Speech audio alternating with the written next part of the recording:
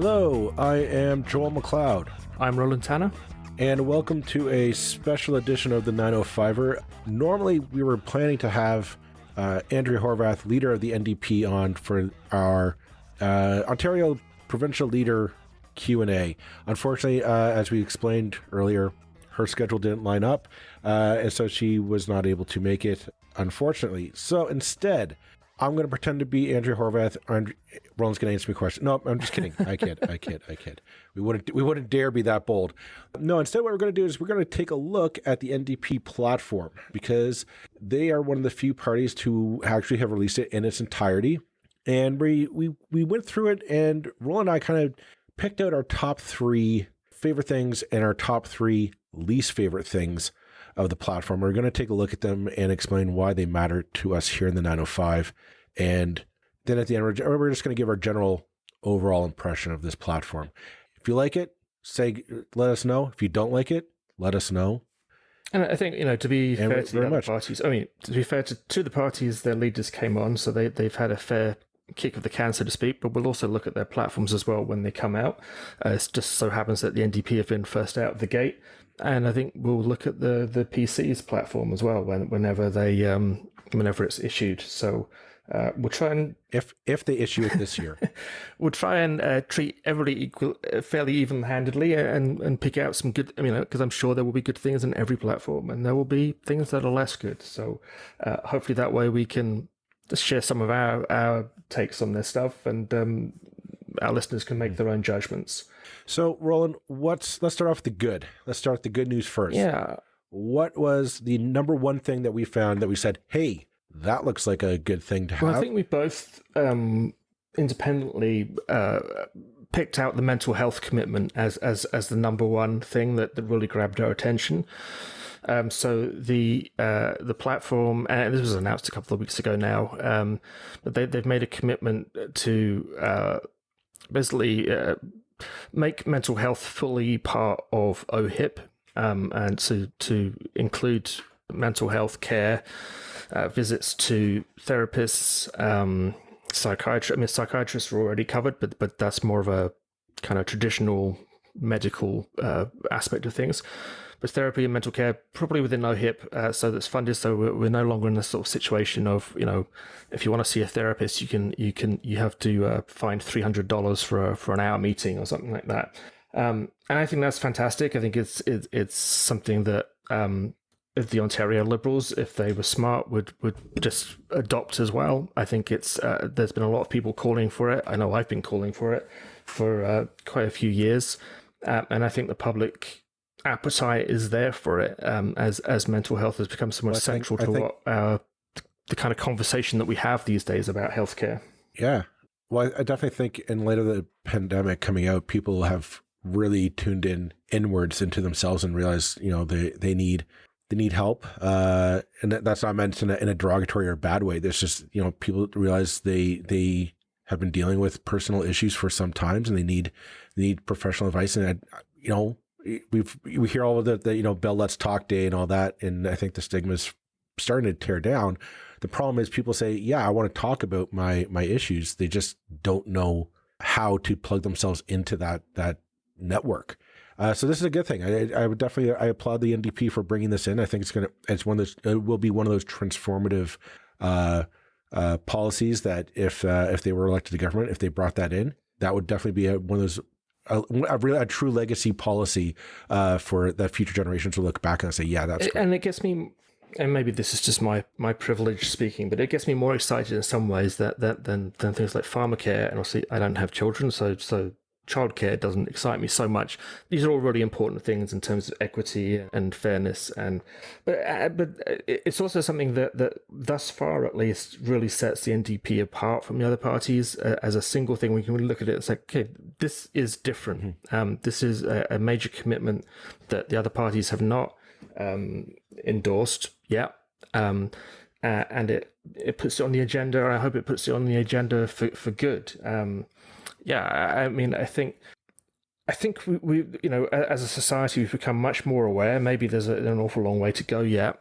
That mental health is mental health challenges are something that probably half of us at least will experience at some point in our life. That doesn't mean that we don't overcome them. It doesn't mean that they're there all the time necessarily. But for many people, that there will be a decade or a year that you need that help. I remember someone saying years ago to me that everybody can benefit from a therapist, even if you're completely healthy. I mean, honestly, it's not that kind of old view of that kind of thing as being evidence of somehow weakness. I think is more and more on the way out, and it's incredibly unfair that depending on where you live, what kind of GP you have, just luck basically, you may have access to a therapist free of charge, or you may have to pay hundreds of dollars. And it really just depends on luck. But I think it's about time we finally, I applaud the NDP for finally putting on the agenda, talking about reducing those barriers. So that's a plus, big plus for them. What's the next thing that we singled out? On the good side of the ledger, we looked at, basically the return of cap and trade, which as most people will probably know or remember, was already in place before the last election and was cancelled in 2018 by the PCs. And has in effect been replaced by a flat carbon tax in terms of cost of upfront cost of carbon, rather than the ironically the market driven approach that cap and trade offers. I think we both felt that was a good thing, and also that it's rather than having these things forced on us from above by the federal government, that there should be a made in Ontario approach to this that is good for business, and that isn't just a stick that you hit business with, but includes a good deal of carrot for those businesses who want to work within the system. Ironically, cap and trade, I think, was invented by Republicans back in the day as a kind of way of getting away from a carbon tax approach. But I mean, I think it has a lot to speak. I think it's a great thing. We should have the money should not be going to Ottawa. It should be coming here, staying in Ontario, and using it to fund our change. And to people say, "Oh, carbon tax is evil." Like, no, it's here to stay. It'll be here to stay. It's going to be a necessary part of doing business in the 21st century. I think as we shift into a carbon neutral economy, which that shift is happening. The businesses are moving towards that, and we need to be the ones who prioritize it and make it happen. Whether it was a carbon tax or a cap and trade system, whatever the thing is, if the NDP bring this in and they then go to the Liberals in Ottawa and say, no, the agreement was if we had our own system, you don't charge us. We got our system now. Back off. That's a great thing. Keep it here in Ontario. Keep the money here. Also, if they signed on to the old system that the Liberals brought in, we'd be tying in with Quebec, us, and then California, which would, it's a great thing to tie into those economies. All in all, it's a great thing to keep more of that stuff here in province, so that I think it ultimately eases the tax burden on the average Joe, especially when it comes to the cost of climate change. And it's going from this kind of, the whole problem with abolishing the cap and trade system in 2018 was it was introduced as if the federal government wasn't going to become involved and hadn't already promised that it would become involved, as just a way, as a sop to PC voters. Mm-hmm. And as part of the kind of myth that taxation is always a bad thing, regardless of how it's done. And that myth is not challenged nearly enough by any party. Taxation can actually be an extremely progressive and beneficial way to move business, to move people, to move society in better directions. There was a time when taxes are going to exist no matter mm-hmm. what. So don't fall into this argument by conservatives saying, "Oh, we need to keep lowering taxes," because when they talk about lowering taxes, it's not for you and I. It's for businesses, corporations, and those who, quite frankly, can't afford to pay their fair share of taxes. This helps keep the roads paved, the lights on, and doesn't pass the cost on to us. Well, and the biggest misunderstanding about taxation, I mean, this is getting into a bit of a side issue, really, but the biggest misunderstanding about all taxation is that somehow a dollar paid in tax is a dollar lost to the country, to the economy, to everything, lost to me personally, lost to everybody. And it's so not true. I mean, if I spend $1 on buying something that's manufactured in China, that's $1 lost. That's $1 that used to be in Canada that's now in China.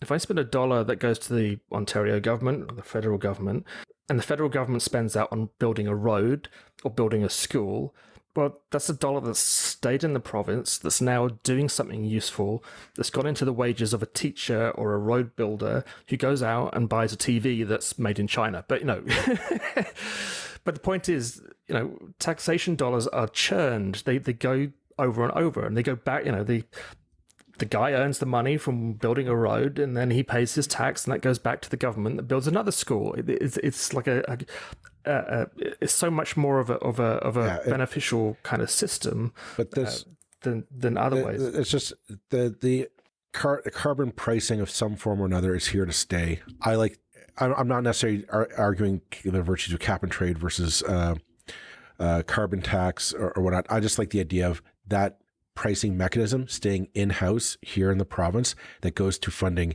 projects here in the province. That's my sales pitch for the NDP on this one. Yep. And the third one that there's some other things we could have picked on. I mean, I'll give an honourable mention. You were less excited by banning single-use plastics within 2 years. I think that's a big deal. I think it's one of those policies that's going to annoy a lot of people because of tiny little inconveniences. It's like, I can't take my groceries home in a plastic bag anymore, or, it will be inconvenient and people will moan. And it's a small policy that will have surprisingly large pushback, but it has to be done. I think it's important that we do it. I just think my only caveat to that was the fact that I thought a lot of businesses are already going that route. Right now, like Walmart is doing away with their plastic bags. That's it right there. That's a huge removal of from our landfills. If Walmart says no more plastic bags, we're going fully reusable. That's. And I'm not saying it's a bad, like, oh my God, the NDP are so bad. It's just don't make it sound as innovative as you're trying to make it sound. The business is already on board. You're not going to get a lot of fight from Walmart or from Loblaws, I suspect, by saying we're going to ban single-use plastic bags and the like. But you're right. I'll give them credit for putting it in there, and it's good to see it, officially in writing somewhere. Yeah, and the one that we kind of settled on as our third item that we would settle on as a good thing was basically money. $10,000, I think the number is, for anybody buying an electric vehicle, excluding luxury vehicles, I believe. No, it's including. It was including. Right, okay. So it's like it would just be $10,000 tax credit for the purchase of a zero emission vehicle, whatever that might look like. They said that the preference was on vehicles built in Ontario. The only problem is I don't really know right now of any mass-produced zero-emission vehicles being done here in Ontario. I don't know how that would be, how you set that incentive up, but everybody's getting $10,000. That maybe $12,000. I don't know, but the point is, $10,000 when you go to buy an electric vehicle is an awesome thing. Combined with the $5,000 you're going to get from the federal government, that's potentially $15,000 off the purchase of a new zero emission vehicle. And more of them are coming on the market. This is going to be a great thing to spur that industry. Especially in light of, we've had on Flavio Volpe on this podcast to talk about their project there on the idea of the auto industry switching over to EV manufacturing. I think stuff like this is vitally important to get the Fords and the GMs and eventually presuming the Chryslers to stay put and the Toyotas to stay put here in Ontario and to convert their existing facilities into electric vehicle manufacturing. because they're not going to build them here if they're not going to be able to sell them here. This will be the last market that they want to. This, I think, is going to help change that that dynamic. And I think it's worth recognizing at this point, I mean, there may be listeners to this podcast who are kind of screaming, electric vehicles are not the answer. And I accept that point of view partly. I think, it's like saying horses are not the answer in the 1850s. That may be true, that it would be good to get all the manure off the streets, but until you've got a replacement, you're stuck with them. We live, unfortunately, in a world where we are still dependent on cars, and I don't personally see a point where we're ever going to be. We need independence of movement. We need a world where it's much more beneficial and routine to use public transit. But that doesn't mean that we can't travel to other places. Here's the thing. The practical. I agree. Public transit is good, especially if you're trying to commute to and from a job that's in the same community. But the practical purpose is, I have a family that we grocery shop for, and I need a vehicle to carry the large amounts of groceries that for my family to eat. There's also this thing of, I like to go on vacations and I like to take my family with me. I need a vehicle to do that. Here's the thing. We are a car centric, I'm not going to say car centric, but I am going to say the car is a big part of our life. Maybe within the city, we can start getting away from that, but we are always going to be encouraged. We're a big country. We're always going to be encouraged to go on that road trip, to go see another province, another site, and we'll take our cars with us. We did our country is just built for driving through. That's it. That's the reality. Driving around your neighborhood, that's a different argument. Well, but we are going to need the infrastructure.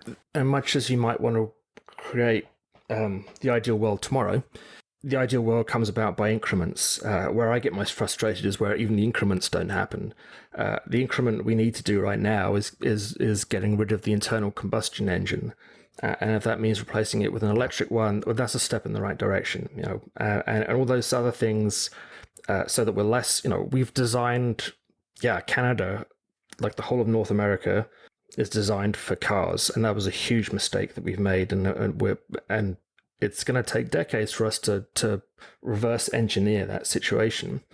But that's not a matter. I disagree. That was a mistake. I'm not saying that we can be hugely more energy efficient within a framework of the kind of world we live in, and that's going to take a long time to. Well, it's going to take time to come about. We talk about climate emergency and those things. Obviously, there's need to get moving and not to be hanging about, and we're still having arguments about whether there's even climate change happening, and it's very depressing. At the same time, we've got to do the things first which are the easiest and quickest to achieve, and I think getting rid of the internal combustion engine is sort of step one. Hey, I'm just looking forward to the idea of going out and buying a new EV car and possibly getting $15,000 off the sticker price. So yeah, that's that. Why don't we take a break there for our sponsor, and we will be back with basically the three things we did not like right after this. And welcome back to part 2 of our look at the NDP platform. And in part 1, we emphasized the positive and looked at some things that we thought were praiseworthy in the platform. And in part 2, we're going to do the opposite and take a look at some things that we thought could be improved or were not impressive. This is just our opinions, obviously, and your mileage may vary. But Joel, what was first on our list of things we weren't so keen on? Their housing policy. You and I are. We may have talked about housing and development at some point or another on this podcast. Hint, hint. Take a deep dive, people. You'll see that it's common. So this is something that we're very much eager to look at and dissect on every party's platform and what they say or don't say on it. And quite frankly, the NDP kind of comes up short in terms of ambition. We read through it, and it's I'm not seeing a lot of really ambitious plans. To crack down on speculation, that's good. I suppose. But the one thing, there's not really a talk of building enough social housing, a big sustainable social housing push. The one thing I thought was very dangerous was the pay with the last tenant paid commitment. The idea that to make rent affordable. And what they say here is an NDP government will bring back real rent control for all apartments, eliminating the financial incentive for landlords to squeeze out tenants to raise the rent. That sounds good, but then they add in this. We will also ensure that you pay what the last tenant paid by scrapping vacancy decontrol, which, as I read it, means that pretty much rent will stay put where it is the day that they're elected, or the day that they pass that legislation. That's where rent will stay put, which sounds good in the immediate term, but my thoughts are down the road when, if you have a tenant there who stays put for 10 years, that's well and good. They'll pay a fair market rate. And then, they decide I need to move out. Well, if you want to put in upgrades, if you want to redo, if you have to redo insulation or piping or just the general maintenance of your properties, as you should as a landlord, those costs do have to be paid off somewhere. The price of that goes up, and it's a bad recipe. There's no incentive there. If I was a landlord to say, yeah, I want to build more rental properties, because I said, well, no, if I'll build it and whatever I'm paying now, why would I can't raise rent in 10 years when I need to cover the cost of the upgrades to my buildings. That's a dangerous recipe, and I don't see that as an incentive to building new rental properties, which we desperately need in the 905. Yeah, I just while you were talking, actually, I just looked up the current Ontario standard on rent control, and basically there was a complete freeze in 2021 following COVID, and the a tenant who is not moving house at the moment can see their rent increased by up to 1.2%. Which is, as we now know, considerably below inflation. I mean, it would have been ahead of inflation until recently, so there's that. I say this as someone who's currently renting. I think rent control is dumb and counterproductive. I think there should be safeguards, absolutely, for tenants. But I also think that, in a world where we're expecting... You can't have a halfway house between the public sector and the private sector. You can take things into public ownership, and then the state can decide the price of things and how much it wants to subsidize them, or you can let the private sector do its thing. And now there needs to be rules and regulations surrounding that to make sure that the private sector does things fairly and rightly. However, you can't just take the profit out of it. If it's going to be private sector, you have to allow for profit. Otherwise, no one's going to do it. And I challenge anybody to go and look around your city, your hometown, and look at all the rental accommodation that's available. And I'm willing to bet that 90% plus was built before the 1970s, and that's because, I believe, of rent control, because there's bugger all reason for people to build new things. And ultimately, the platform doesn't talk about supply at all. It talks about, foreign buyers, fine. It talks about, Doug's buddies in the development industry, fine too. But it says nothing about how are we going to build affordable housing. Well, rent control isn't going to build a single apartment for anybody. Quite the opposite. The other issue, and I just noticed this now. I'm going over it. It does not touch upon the land, the Ontario Land Tribunal at all, which we have heard from multiple municipalities that this is an issue.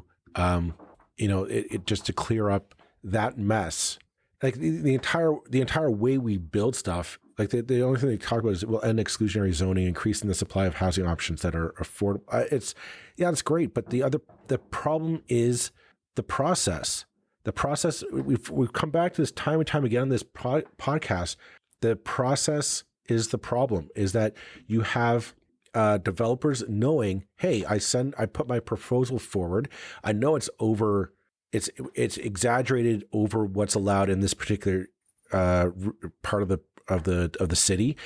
The city council votes against it. Oh no, we're going to take it to the land tribunal, and the land tribunal just gets overwhelmed with dealing with this. That they just say, forget it. Okay, stamp. Developer wins, or the compromise is okay. They only get 5 extra stories on top. Whatever. The process is broken, and there's nothing to be discussed about how do you fix it. How do you streamline it so that communities stay, they're able to grow and transform, but it's not just cramming it through like the what the Conservatives are proposing in legislation. All in all, I'm looking at this, and for a supposedly socialist government, this the NDP, the proposed NDP platform is very underwhelming when it comes to the housing issue in this humble opinion. Well, yeah, and if you want to look at what other what genuinely socialist governments have done around the world, some of them done amazing things, and they did it by public money being invested by the million and the billion into building those homes, into building high quality homes for working class people. And that's fine. If that's the route you want to take, awesome, you can do it. It's been a success around the world. All these things come with the problems. You can point to sink estates and crumbling tower blocks and the rest of it. But overall, if you take it in this generality, socialized housing, if you want to call it like that, is just completely routine and mundane in large parts of the world. And yet the NDP is not even talking about it. And the focus on foreign buyers is frankly a side issue. I mean, yeah, sure, fix it. That's not why there's a shortage of homes. That's not why the prices are ultimately completely out of control. It's just an irritating complication to the picture. So yeah, the lack of ambition there on page 1 of their platform, I find particularly disappointing, and I think they could have been a huge amount, much bolder there, and they should have been much bolder because the public appetite is there to support it. Next item up that we found lacking was their energy policy, or kind of lack of vision there. Basically, yeah, they pointed at the fact that Doug Ford promised 4 years ago he was going to lower all of our energy bills. They have not gone down; they have only gone up. Now they are proposing to build more green energy, which is a good thing. We applaud them for that, but that's not going to bring down our energy bills. That's the cost of billing that's going to have to be passed on to us. That's what caused our energy bills back with the Liberals to go up, was they're building the greenifying our energy production grid, which was good, but the problem was that the buck had to be passed on to us. That's essentially what the NDP is doing right now, and I think it's a little dishonest for them to come in and say, "Oh, we're going to bring down energy prices." Like, no, this is going to drive the energy prices up, which I'll be honest, and this is something I'm baffled by in this province. We do need more green energy, but why don't we further decentralize it? Why wouldn't it make more sense for them to pass legislation that force building cities and municipalities to change their building codes so that they would have to include on top of roofs solar panel, home battery included in any new builds, as well as wind turbine technology to install on roofs. On all new bills going forward, it would just be included in the cost of your house. But that would help alleviate the energy market and the energy and the need for energy in this province. Think about it, like all those houses turn into mini electricity factories, if you will. And we're right in the cusp of, we need a massive push for new builds. Well, imagine if you said all those new builds have to include on it green energy production technology. Like, doesn't that kind of help solve a big gap in the network right there? Instead, they're still going as, oh no, we're pie in the sky ideas that I think aren't well thought out, and they kind of let the problem of the Liberals getting ousted the last time. Well, and I think it's not good enough, and there's a point we'll kind of come back to in our conclusion, which we're actually only picking 2 issues that we don't like after 3 kind of positive things, but we are going to have a kind of third kick of the can for both of us, and we'll come to that. But I don't think it's good enough to simply say, "Oh, the price of hydro's gone up under those terrible liberals and the terrible conservatives." It's like, why did it go up? Why, despite their best wishes of both those governments, because God knows there's nothing they would have wanted more than to bring the price of hydro down, did it not come down? And also, in a global context, are we actually paying that much? And if you want to take a look at North America, no, we're not. We're well in the bottom half of the equation in terms of what we pay for hydro. And we also have one of the better, more up-to-date systems. Now, I could go into that and people will say, well, you're just parroting party lines from those guys who used to be associated with. But in this case, I'm going to claim that actually it was with evidence. There was a huge amount of renewal that was done to the hydro system over the last 20 years after the end of the sort of Harris-Eves era. And that cost money. And again, when if you compare Ontario to Quebec, yeah, we pay a lot more, but that's because Quebec basically gets its energy for free because it's got so many lakes. Compared to the rest of North America, to the rest of Canada, Ontario is, middle of the field to low end of the field in terms of what we pay, but we're not burning coal like most of the states still is. We don't have a decrepit, frankly pathetic system that's been underfunded for decades like most of the US does. So we're in good shape. And it's a shame that the whole thing has been such massive controversy based on, well, it's more expensive than it used to be, without giving the full picture of what's going on. Connected with this, don't make the claim that you're going to make energy prices more affordable, because right now I don't think you can, unless you're going to massively subsidize everyone's energy bill. It's not going to happen. What they need to do is start talking about decentralization of the grid so that individual family homes or units can be more energy independent and whatnot. The energy policy that the NDP are putting forward, I think, just doesn't.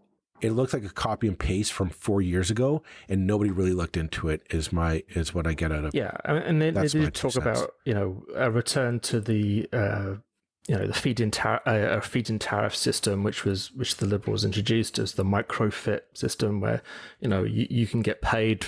This is something that's I was actually, funnily enough, speaking to someone from California over the weekend who the industry he works in. It's very widespread there. So you invest in the equipment and then you benefit over the long term in cheaper hydro. They mentioned that in passing, but it's sort of too little, too late to an extent. It's like if. And the thing that gets me is kind of the dishonesty there. I mean, it's like again they bang on endlessly about insurance, and it's like, do you not think that however much you loathe the Liberals or however much you loathe the PCs, do you not think if they could have found any way to make insurance cheaper, they would have done? Because it's such a perennial hot button issue at election time. Yeah. They failed. They tried. They failed. And the reason is, again, that you're messing about with a private sector that again, nationalize it and be damned if you want, or not provincialize it if there was such a word. Take it into public ownership and set the price yourself if you want, but you're not suggesting that. You're suggesting that you just tell the private sector what prices it can charge, and that I just don't believe works. If you want to talk about cheaper insurance, you can talk about the fact that in Ontario, basically, I have to insure my car for every driver in Canada to drive with my permission. Anybody can drive my car. In other parts of the world, you don't do that. You insure the driver who's going to drive it, and you don't insure the rest of your family. You don't insure every Tom, Dick, and Harry, and you don't necessarily insure it fully comprehensively so that if you crash it, you get a new car. There are all sorts of other options. So, right. The market is very constrained here, and we're not even looking at ways in which we can make prices lower for people who want to say, I don't want to insure every citizen of Canada to drive my car. I'd quite like to just insure me. Thanks very much. How about we take a look at what are our final thoughts on the plan? We thought we'd let's sum up yours. Round up our overall impressions, and I felt there was some really good stuff in here. I want to come back to mental health because I think that's what should have been page one of this platform. in terms of like real fundamental change that would make an impact on most people in this province in one way or another. Either directly or through their family or whoever, like we would all be impacted by mental health becoming part of OHIP. Yeah, that's a page one policy right there, and it's a good one. I think we both felt more kind of disappointed in some of the other things. And the thing that I'm going to sort of pick as my, I know you have something else, but I think I'm going to pick as my parting shot, or whatever you want to call it. I think that's a Canada Land phrase, isn't it? Didn't they do that?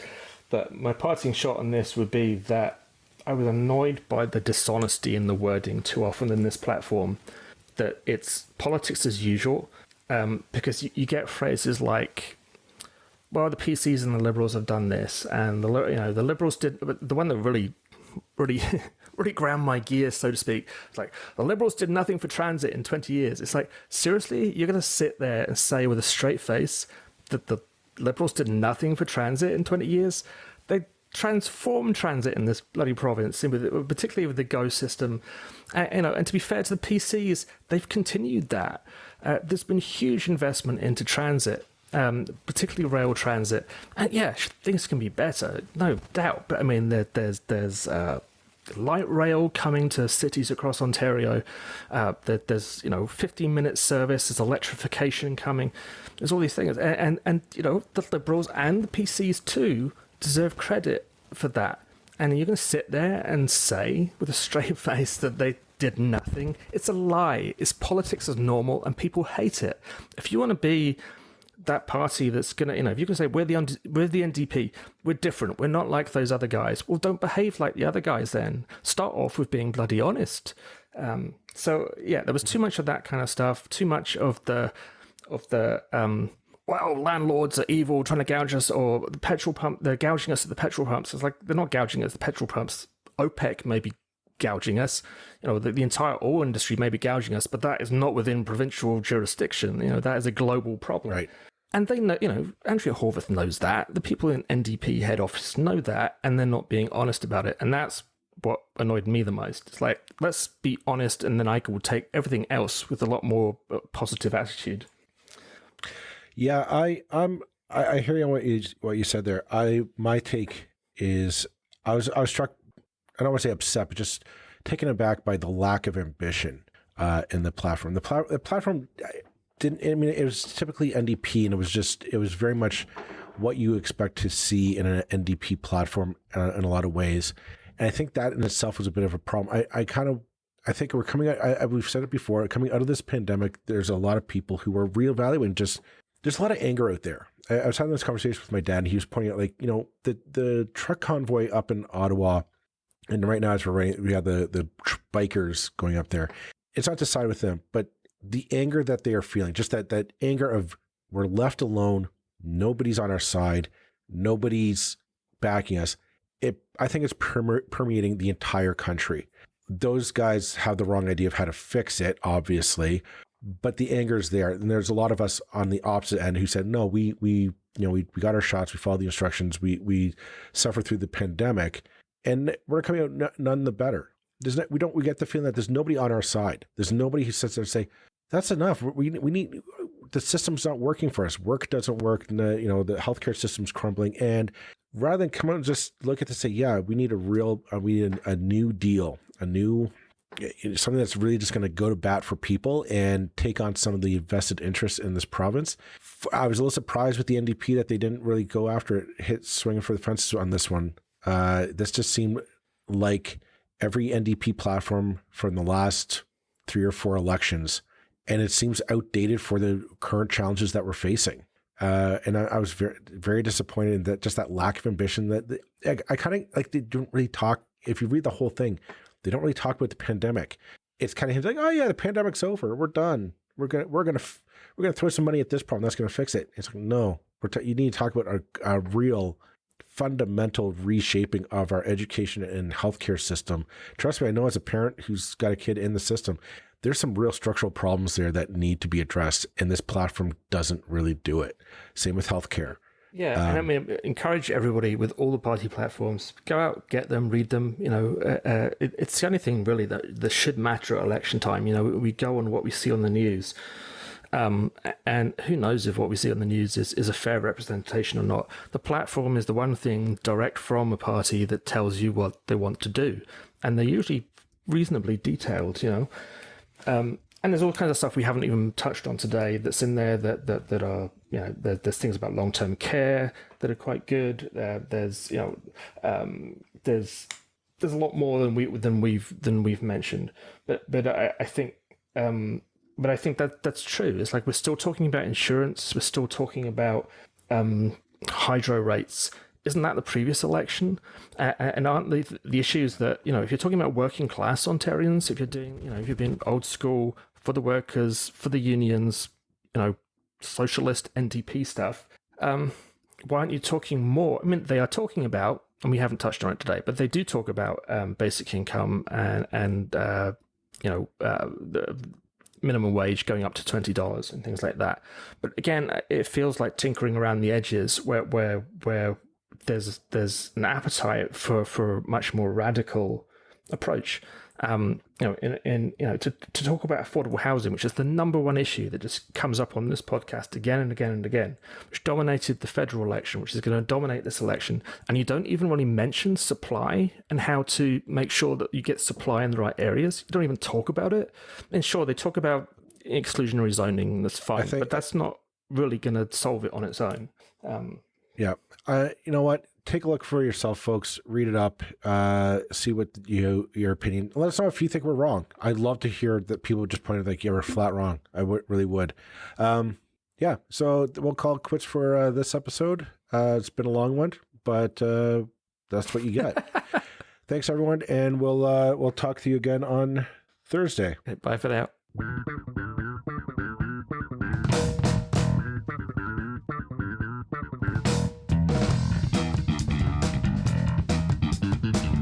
That's it for this episode of the 905er. Thank you for listening. As always, you can send us your feedback, thoughts, and concerns or ideas for future episodes to our email, info@905er.ca. We love to hear from you. You can help us keep the 905er going by financially supporting us through Patreon as well as PayPal. Visit us at 905er.ca and click on the support tab. As well, links are in the show notes for your convenience. Lastly, you can find us on social media. Search for _905er on Facebook, Twitter, Instagram, and LinkedIn. So long for now. See you next time.